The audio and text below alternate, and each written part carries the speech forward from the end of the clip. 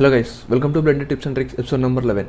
So ఈ ఎపిసోడ్లో నేను మీకు బ్లెండర్లో ఒకటే ఆబ్జెక్ట్కి మల్టిపుల్ కలర్స్ లేదా మల్టిపుల్ మెటీరియల్స్ ఎలా అప్లై చేయాలో చెప్తాను చూడండి. సో ఇప్పుడు నేను ఫర్ ఎగ్జాంపుల్ అక్కడ నాకు ఒక క్యూబ్ ఉంది. సో ఈ క్యూబ్కి నేను మెటీరియల్స్ అప్లై చేయాలంటే ఇక్కడ మెటీరియల్ సెక్షన్లోకి వెళ్ళి ఇక్కడ న్యూ పైన క్లిక్ చేస్తే ఒక మెటీరియల్ క్రియేట్ అవుతుంది. బట్ ఇక్కడ ప్రాబ్లం ఏంటి అంటే ఆ క్యూబ్ మొత్తానికి కూడా ఒకటే మెటీరియల్ అప్లై అవుతుంది అనమాట. ఇప్పుడు ఫర్ ఎగ్జాంపుల్ ఇక్కడ నేను గ్రీన్ కలర్ ఇచ్చాను, బ్లూ కలర్ పెడితే ఇక్కడ మీరు చూడొచ్చు మొత్తం బ్లూ కలర్, అంటే ఆబ్జెక్ట్కి సంబంధించిన కంప్లీట్ అన్ని ఫేసెస్కి కూడా ఒకటే కలర్ వస్తుంది. బట్ ఇప్పుడు అలా కాకుండా నేను ఇక్కడ టాప్ ఫేస్ ఏదైతే ఉందో దీనికి ఒక సపరేట్ కలర్ ఇద్దాం అనుకుంటున్నాను.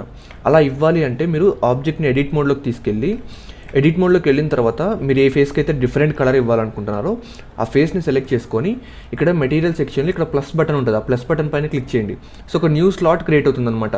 ఆ న్యూ స్లాట్ని ఈ ఫేస్కి అసైన్ చేయాల్సి ఉంటుంది. అంటే ఆ ఫేస్ని మీరు సెలెక్ట్ చేసుకొని న్యూ స్లాట్ క్రియేట్ చేసి ఇక్కడ అసైన్ పైన క్లిక్ చేయండి. సో ఇప్పుడు దీనికి న్యూ స్లాట్ అసైన్ అవుతుంది అనమాట. ఇప్పుడు మనం న్యూ క్లిక్ చేసామనుకోండి ఒక డిఫరెంట్ మెటీరియల్ అనేది దీనికి అప్లై అవుతుంది. అండ్ ఇప్పుడు నేను బేస్ కలర్లోకి వెళ్ళి ఫర్ ఎగ్జాంపుల్ గ్రీన్ పెట్టాను అనుకోండి, ఇక్కడ మీరు చూడొచ్చు. సో ఇప్పుడు మిగతా ఫేసెస్కి బ్లూ కలర్ ఉంది అండ్ టాప్ ఫేస్కి గ్రీన్ కలర్ వచ్చింది.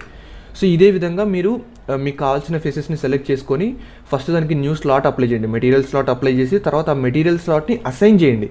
అసైన్ చేసిన తర్వాత న్యూ మెటీరియల్ క్రియేట్ చేసుకోండి. అండ్ మీరు ఏం చేంజెస్ చేయాలనుకుంటున్నారో అవి మీరు తర్వాత చేసుకోవచ్చు. సో ఈ విధంగా అనమాట. ఐ హోప్ మీకు ఈ టిప్ నచ్చిందని అనుకుంటున్నా. ఇలాంటి మరిన్ని టిప్స్ అండ్ ట్రిక్స్ కోసం వీడియోని లైక్ చేయండి అండ్ ఛానల్ని సబ్స్క్రైబ్ చేసుకొని ఫాలో అవుతుండండి.